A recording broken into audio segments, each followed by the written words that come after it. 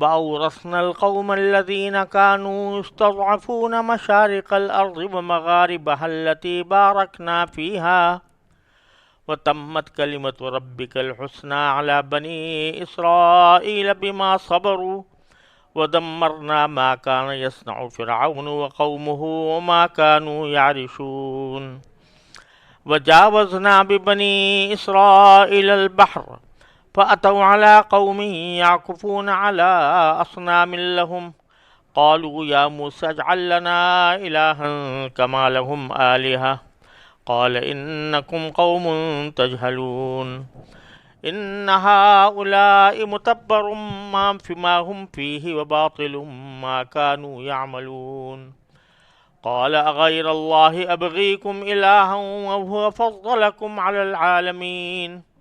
وإذ أنجيناكم من آل فرعون يسومونكم سوء العذاب يقتلون أبناءكم ويستحيون نساءكم وفي ذلكم بلاء من ربكم عظيم۔ یہ سورہ اعراف کی آیت نمبر 137 سے 141 تک میں نے تلاوت کی ہے، جس میں اللہ جل جلالہ نے فرعون کے غرق ہونے کے بعد کے کچھ واقعات بیان فرمائے ہیں۔ ان آیات کا ترجمہ یہ ہے، اور جن لوگوں کو کمزور سمجھا جاتا تھا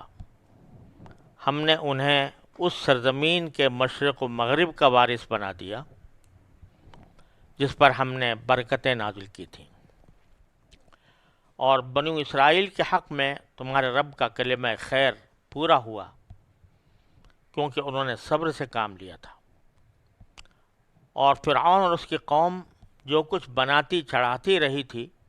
اس سب کو ہم نے ملیا میٹ کر دیا، اور ہم نے بنی اسرائیل سے سمندر پار کروایا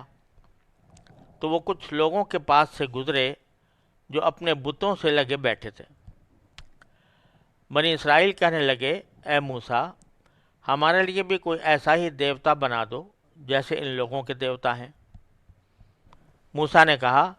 تم ایسے لوگ ہو جو جہالت کی باتیں کرتے ہو۔ ارے یہ لوگ تو وہ ہیں کہ جس دھندے میں لگے ہوئے ہیں سب برباد ہونے والا ہے، اور جو کچھ کرتے آ رہے ہیں سب باطل ہے۔ اور کہا کہ کیا تمہارے اللہ کے سوا کوئی اور معبود ڈھونڈ کر لاؤں، حالانکہ اسی نے تمہیں دنیا جہان کے سارے لوگوں پر فضیلت دے رکھی ہے۔ اور یاد کرو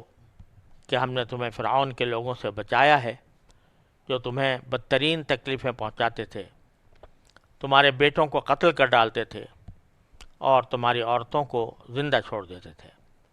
اور اس میں تمہارے رب کی طرف سے بڑی آزمائش تھی۔ ان آیات کریمہ میں اللہ تبارک و تعالی نے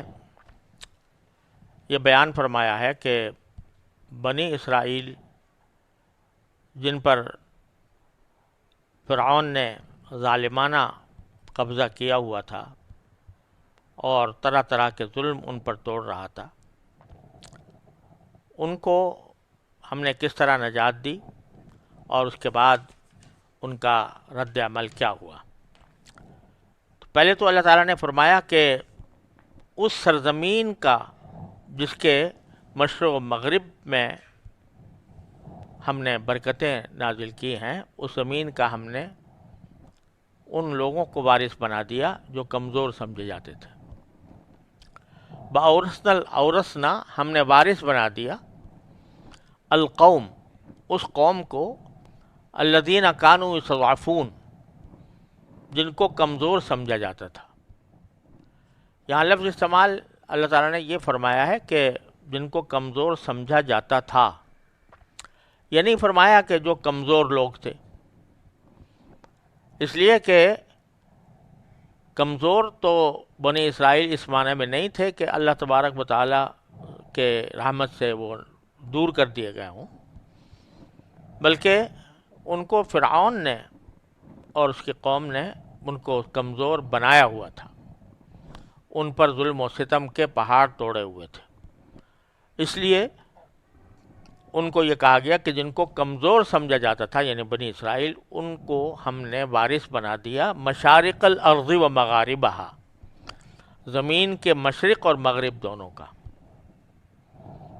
کون سی زمین؟ التی بارکنا فیہا، جس میں ہم نے برکتیں نازل کی تھیں۔ قرآن کریم نے کئی مقامات پر ایسی سرزمین کا ذکر کیا ہے جس میں کہ آپ نے فرمایا کہ ہم نے اس میں برکتیں نازل کی، یا دوسری جگہ فرمایا بارکنا حولہ، جس کے ارد گرد ہم نے برکتیں رکھی ہیں۔ اس سے مراد شام کی سرزمین ہے، اور یہ اس لیے کہ اس میں ظاہری برکتیں بھی ہیں، یعنی بہت زرخیز زمین ہے اور اس میں بڑی فراوانی کے ساتھ پھل پھول پیدا ہوتے ہیں، اور باطنی برکتیں بھی ہیں کہ اللہ تبارک و تعالی نے بے شمار انبیاء کرام علیہم الصلوۃ والسلام اس خطے میں بھیجے ہیں، ان کی برکات وہاں پر موجود ہیں۔ بہت سے حضرات انبیاء کرام کی قبریں بھی وہاں پر ہیں، اور ان کے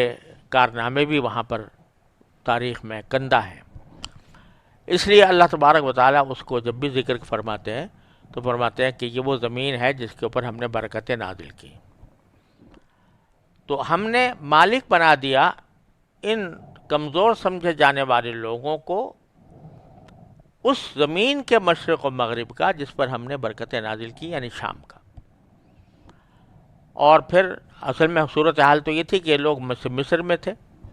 فرعون کی حکومت مصر میں تھی، لیکن جب وہ غرق ہو گیا تو یہ دریا پار کر کے شام کی طرف روانہ ہو گئے تھے، اور اس میں مصر کی حکومت بھی ان کے پاس آ گئی تھی، کیونکہ جو صحرائے سینا ہے وہ بھی در حقیقت مصر کا علاقہ ہے، اور اسی میں پھر بنی اسرائیل کی ایک طرح سے حکومت رہی۔ تو اس میں شام بھی داخل ہے اور مصر بھی داخل ہے۔ ان کے غرق ہونے کے بعد بنی اسرائیل رفتہ رفتہ ان علاقوں پر حکمران بن گئے تھے، اگرچہ اس حکمران بننے میں کافی وقت لگا، لیکن اس کے لیے اللہ تعالیٰ نے راہ ہموار فرما دی تھی، اور فرمایا وَتَمَّتْ كَلِمَةُ رَبِّكَ الْحُسْنَى، اور تمہارے پروردگار کا وہ کلمہ خیر پورا ہو گیا جو بنی اسرائیل جو بنی اسرائیل کے بارے میں کہا تھا۔ اس سے ایک تو اشارہ اس حضرت موسیٰ علیہ السلام کے قول کی طرف ہے جو پیچھے گزرا ہے کہ عسیٰ ربکم ان یہلک عدوکم ویستخلفکم فی الارض، کہ تم امید رکھو کہ اللہ تعالیٰ تمہارے دشمن کو ہلاک کر دے گا اور تمہیں زمین کا خلیفہ بنائے گا۔ اور دوسرے سورہ قصص میں شروع میں اللہ تعالیٰ نے فرمایا وَنُرِيدُ أَن نَّمُنَّ عَلَى الَّذِينَ اسْتُضْعِفُوا فِي الْأَرْضِ، ہم یہ چاہتے تھے کہ جن لوگوں کو زمین میں کمزور سمجھا گیا تھا ان کے اوپر ہم احسان کریں اور ان کو ہم اس علاقے کا مالک بنائیں۔ تو وہ وعدہ تھا باری تعالیٰ کی طرف سے، تو فرمایا کہ اس اللہ تعالیٰ کا وہ وعدہ جو کلمہ خیر کا وعدہ تھا وہ پورا کر دیا بما صبروا، اور یہ وعدہ جو پورا فرمایا اور ان کو جو فتح عطا فرمائی اور ان کو جو مالک بنایا زمین کا، یہ ان کے صبر کی وجہ سے، کہ انہوں نے عرصہ دراز بنی اسرائیل نے عرصہ دراز فرعون کی حکومت میں اس کے ظلم و ستم سہتے ہوئے گزارا تھا۔ تو یہ صبر کا چونکہ انہیں معاملہ کیا، تو اس وجہ سے اللہ تبارک و تعالیٰ نے ان کو اس حکومت سے سرفراز فرمایا۔ یہاں ایک مرتبہ پھر اللہ تبارک و تعالیٰ نے قرآن کریم کی بہت سی جگہوں کے علاوہ اس جگہ پھر یہ بات واضح فرمائی ہے کہ ایک مسلمان کے لیے سب سے بڑی دولت صبر ہے۔ وہ صبر مصیبت پر ہو یا اپنے نفس کے اوپر زبردستی کرنے سے ہو کہ وہ اطاعت سے کام لے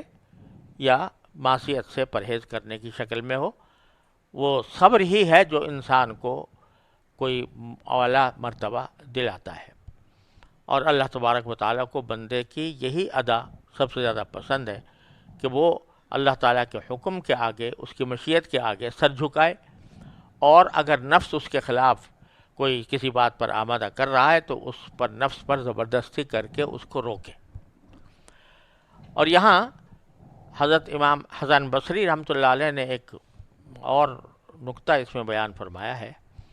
کہ اس جملے سے یہ بات معلوم ہوتی ہے بما صبرو کے لفظ سے کہ اگر کوئی شخص یا کوئی حکومت یا کوئی قوم کسی ایسے دشمن کے ہاتھ آ گئی جس کی مدافعت کی اس میں قوت نہیں، طاقت نہیں، اس کے زیر دست ہو گئی اور اس کے اندر طاقت نہیں ہے کہ اس کا مقابلہ کرے، تو اس وقت بندے کو صبر کرنا چاہیے، بلکہ اور ایسا نہیں کرنا چاہیے کہ اس کے مقابلے کے لیے کوئی ایسا اقدام کرے جو خودکشی کے مرادف ہو، کوئی ایسا کام کرنا کہ جس کے ذریعے آدمی خود اپنی جان کو ہلاکت میں ڈال دے اور اس کا فائدہ کچھ نہ ہو، یہ مطلوب نہیں ہے بندے سے۔ اگر کوئی شخص پھنس گیا، ایسی مصیبت میں پھنس گیا کہ اس کے علاج کا کوئی ظاہری وسیلہ نہیں ہے، تو بس اس کا کام یہ ہے کہ صبر کرے اور اللہ تعالیٰ سے دعا کرے۔ کوئی مدافعات کا اقدام، ایسا اقدام کہ جو خود اس کی زندگی کے لیے مضر ہو یا اس کی قوم کے لیے مہلک ہو، ایسا اقدام نہیں کرنا چاہیے۔ حضرت امام حسن بصری رحمۃ اللہ علیہ فرماتے ہیں کہ دیکھو یہاں بنی اسرائیل اتنے عرصے تک فرعون کے ظلم و ستم سہتے رہے، اس کی حکومت میں کام کرتے رہے، انہوں نے کوئی دفاع کا اقدام نہیں کیا اور ایسا نہیں کیا کہ اپنی چھوٹی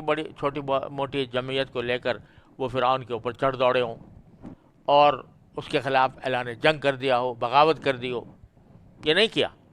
بلکہ جو تکلیفیں وہ دے رہا تھا اس پر صبر کرتے رہے، اور اس صبر کی اللہ تعالیٰ نے تعریف فرمائی۔ اگر ان کے ذمے یہ ہوتا، شرعاً واجب ہوتا کہ وہ فرعون کی حکومت کا تختہ الٹ دیں، یا کم از کم تختہ الٹنے کے لیے اس کے خلاف کوئی فوجی کارروائی کریں، تو اللہ تعالیٰ پھر اس صبر پر تعریف نہ فرماتے۔ اس لیے معلوم ہوا کہ جب کہ ایسی مصیبت میں مبتلا ہو جائے کہ جس کے دفع کرنے کا اس کے پاس کوئی سامان نہ ہو، تو پھر اس کا واحد طریقہ صبر ہے۔ اس لیے حدیث میں رسول کریم صلی اللہ علیہ وسلم نے فرمایا من رأى منکم منکرا فلیغیرہ بیدہ فإن لم یستطع فبلسانہ فإن لم یستطع فبقلبہ۔ اگر کسی برائی کو روکنا انسان کے قدرت میں نہیں ہے تو زبان استعمال کرے اس کو روکنے کے لیے، اور زبان استعمال کرنا بھی ممکن نہ ہو تو پھر آخری درجہ یہ ہے کہ دل سے اس کو برا سمجھتا رہے۔ یہ وہی صورت ہے جس کی یہاں پر تعریف فرمائی گئی کہ بما صبر۔ معلوم ہوا صبر ایسی نعمت ہے کہ اس کے نتیجے میں اللہ تبارک و تعالیٰ ایک مدت تک انسان صبر کرتا رہے گا تو اللہ تبارک و تعالیٰ کسی وقت اس کے لیے کوئی راستہ بھی کھول دیں گے۔ یہ بڑا اہم سبق ہے جو اس جملے سے مل رہا ہے۔ پھر فرمایا وَدَمَّرْنَا مَا كَانَ يَصْنَعُ فِرْعَوْنُ وَقَوْمُهُ وَمَا كَانُوا يَعْرِشُونَ۔ ایسے الفاظ استعمال فرمائے قرآن کریم نے کہ ان کا ترجمہ کرنا بھی مشکل ہے، کہ ہم نے دمرنا، ہم نے برباد کر دیا، ملیا میٹ کر دیا، ما کان یصنع فرعون وما كانوا وقومه وما كانوا يعرشون، فرعون اور اس کی قوم جو کچھ بناتے تھے اور جو کچھ چڑھاتے تھے۔ یصنع فرعون کے معنی جو کوئی صنعتیں انہوں نے بنا رکھی تھی ان کو ملیا میٹ کر دیا، اور فرعونہ کے زمانے میں پتھروں کی صنعتیں بہت زیادہ چلتی تھیں، اہرام مصر اس کی ایک بہت بڑی مثال ہے۔ تو وہ جو کچھ عمارتیں بناتے تھے یا اپنے کوئی صنعت کا سامان بناتے تھے اس کو بھی ہم نے ملیا میٹ کر دیا۔ وما كانوا يعرشون، عرشہ یعرشو کے معنی عربی زبان میں آتے ہیں کسی چیز کو اونچا کرنا، چڑھانا اوپر کی طرف۔ اس کا عام طور سے اطلاق ہوتا ہے ان پھلوں کے بیلوں پر جو ٹٹیوں پر چڑھائی جاتی ہیں، جیسے انگور، انگور کی بیل ہوتی ہے اور اس کو پھر لکڑی کے ٹٹیوں پر چڑھایا جاتا ہے، تو اس کو بھی اسی لیے عریش کہتے ہیں۔ تو وہ جو بیلیں چڑھاتے تھے یعنی باغات اگائے ہوئے تھے انہوں نے، اور اس کے اندر انگور کی بیلیں ہوا کرتی تھیں۔ اور دوسرے معنی یہ بھی ہو سکتے ہیں کہ چڑھانے کے اندر، اونچا کرنے کے اندر، کہ کوئی اونچی اونچی عمارتیں بناتے تھے، تو وہ سارا کچھ ہم نے ملیا میٹ کر دیا۔ ان کا تو یہ انجام ہوا۔ اور بنی اسرائیل کے بارے میں آگے فرمایا وجاوزنا بھی بنی اسرائیل البحر، بنی اسرائیل کو ہم نے سمندر کے پار اتار دیا۔ یہ سمندر بظاہر خلیج عقبہ تھا جس میں فرعون غرق ہوا، اور اس کے بعد پھر حضرت موسیٰ علیہ السلام اور ان کے قوم صحرائے سینا کے اندر داخل ہوئی۔ اب وہاں سے بہت سے واقعات اس صحرائے سینا میں پیش آئے ہیں، جن میں سے بعض کا ذکر سورہ بقرہ میں بھی آیا ہے کہ مثلا وہ پیاسے تھے، پانی مانگا تو اللہ تبارک و تعالیٰ نے حضرت موسیٰ علیہ السلام کو حکم دیا، انہوں نے عصا مارا پتھر کے اوپر، یعنی پہاڑ کے اوپر، وہاں سے 12 چشمے پھوٹ پڑے۔ اسی طرح کا ایک واقعہ یہ ہوا کہ فَأَتَوْا عَلَىٰ قَوْمٍ يَعْكُفُونَ عَلَىٰ أَصْنَامٍ لَهُمْ، کہ حضرت موسیٰ علیہ السلام اور ان کے ساتھی ایک ایسی قوم پر سے گزرے کہ وہ یعکفون علی اصنام لہم، وہ اپنے کچھ بتوں کے ساتھ لگے بیٹھے تھے۔ عکفہ یعکفو کے معنی کسی جگہ زیادہ مدت تک ٹھہرنا، تو وہاں پر انہوں نے دھرنا دیا ہوا تھا، اپنے بتوں کے پاس بیٹھے تھے۔ تو پتہ نہیں بنی اسرائیل کو ان کی کیا ادا اچھی لگ گئی کہ انہوں نے حضرت موسیٰ علیہ السلام سے کہا کہ یا موسیٰ اجعل لنا الہا کما لہم آلہہ، ہمارے لیے بھی ایک ایسا خدا بنا دو اور دیوتا بنا دو جیسے کہ انہوں نے بنائے ہوئے ہیں اپنے خدا یا دیوتا۔ اب یہ بظاہر یعنی یہ بات تو بڑی سمجھ میں آنے والی نہیں ہے، بڑی نامعقول ہے کہ وہ یہ کہہ رہے ہوں کہ بھئی خدا بنا دو کسی کو ہمارے لیے۔ مقصد بظاہر یہ تھا کہ انہوں نے بت بنائے ہوئے ہیں تو ان کے سامنے ایک نظر آنے والی چیز ہے اور اس کی پھر وہ عبادت کرتے ہیں، تو ذرا ان کا توجہ جو ہے وہ اس طرف مرکوز ہو جاتی ہے۔ تو ایسا ہی کوئی ہمارے لیے بھی ایسا معبود بنا دے کہ ہم اس کی عبادت کریں، تو اس کے ذریعے پھر ہم وہ جو دیوتا ہے وہ ہمارے لیے تقرب کا ذریعہ ہو اللہ تعالیٰ کے ساتھ۔ جیسے کہ بہت سے مشرکین عرب کا عقیدہ تھا کہ وہ ان بتوں کو خدا تو نہیں مانتے تھے اس معنی میں کہ وہ خالق کائنات ہیں، لیکن وہ التی تقربنا عند اللہ زلفیٰ، وہ کہتے تھے کہ ہمیں یہ اللہ تعالیٰ کے قریب کرنے والی چیزیں ہیں، تو اس واسطے ہم ان کی پرستش کرتے ہیں تاکہ یہ ہماری اللہ تعالیٰ کے یہاں سفارش کریں۔ کچھ اسی قسم کا خیال موسیٰ علیہ السلام کے قوم کو بھی آ گیا اور انہوں نے کہا کہ ایسا بنا دیجیے۔ یہ بات تو بہت مستبعد ہے کہ وہ اس کو حقیقی خدا، یہ کوئی انسان کیسے کہہ سکتا ہے کہ انسان ایک خدا بنا دے؟ خدا انسان بناتا ہے، نہ کہ انسان خدا بنائے۔ لیکن اس لیے یہ مطلب تو ہرگز نہیں ہوگا کہ وہ خدا بنا دے۔ مقصد یہی تھا کہ ایک ایسی کوئی چیز بنا دیں جس کا ساتھ سامنے بیٹھ کر ہم ایک نظر آنے والی چیز ہو اور ہم اس کو تقرب کا ذریعہ بنائیں اللہ تعالیٰ کے ساتھ۔ تو حضرت موسیٰ علیہ السلام نے جواب میں فرمایا انکم قوم تجہلون، تم بڑے نادان لوگ ہو جو جہالت کی باتیں کرتے ہو۔ ان ہؤلاء متبر ما ہم فیہ، یہ لوگ تو ایسے ہیں کہ جس دھندے میں لگے ہوئے ہیں، ما ہم فیہ متبر، یہ سب برباد ہونے والا ہے۔ اور جو کچھ کرتے آ رہے ہیں سب باطل ہے. جس کام میں لگے ہوئے ہیں یا جس دھندے میں لگے ہوئے ہیں سب برباد ہونے والا ہے، یعنی بے فائدہ ہوگا اور برباد ہو جائے گا. یعنی جو لوگ یہ سمجھتے ہیں کہ ہم اللہ کو بے شک مانتے ہیں، وہ خالق سماوات بھی ہے، خالق ارض بھی ہے، ساری کائنات اسی کی پیدا کی ہوئی ہے، لیکن اس تک پہنچنے کے لیے کچھ دیوتا ہیں جن کو خوش کر کے، جن کی پرستش کر کے ہم اس کی کا قرب حاصل کر سکتے ہیں اور اس سے ہم اللہ تعالیٰ کے قریب ہو سکتے ہیں. تو یہ ان کا خیال بالکل ایسا ہے جو برباد ہونے والا ہے، یعنی یہ مقصد ہرگز پورا نہیں ہو سکتا اس سے کہ وہ اللہ تعالیٰ کی طرف کا تقرب حاصل کرے. کیونکہ جب غیر اللہ کی طرف توجہ ہو گئی اور اس درجہ توجہ ہو گئی کہ اس کی عبادت بھی شروع کر دی، تو اللہ تبارک و تعالیٰ کے ساتھ جو تعلق پیدا ہونا چاہیے تھا بندے کا براہ راست، وہ ممکن نہ ہوا. لہذا بجائے اس کے کہ وہ اس کے ذریعے اللہ تعالیٰ کے قریب ہوتے، اللہ تعالیٰ سے دور ہوتے چلے گئے. لہذا متبر ما ہم فیہ، جو عمل کر رہے ہیں وہ برباد ہونے والا ہے، اس کا کوئی نتیجہ نکلنے والا نہیں ہے سوائے خرابی کے.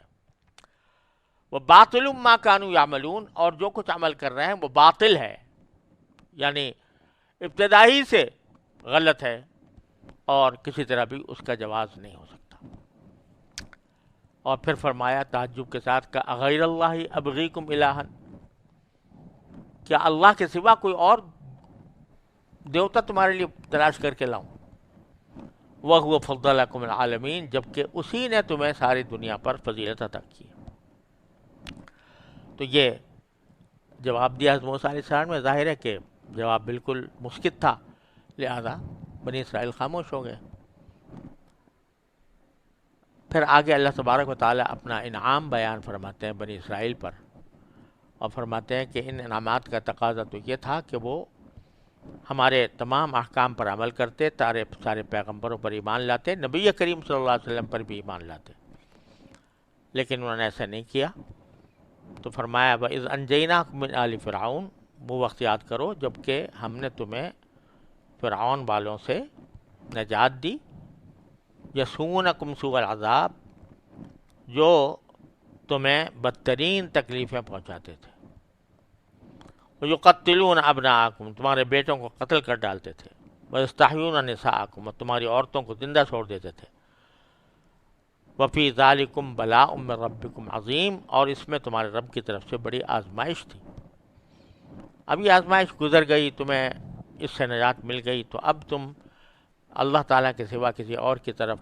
متوجہ ہونے کی حماقت میں کیوں مبتلا ہوتے ہو؟ وصلی اللہ تعالیٰ علی خیر خلقہ.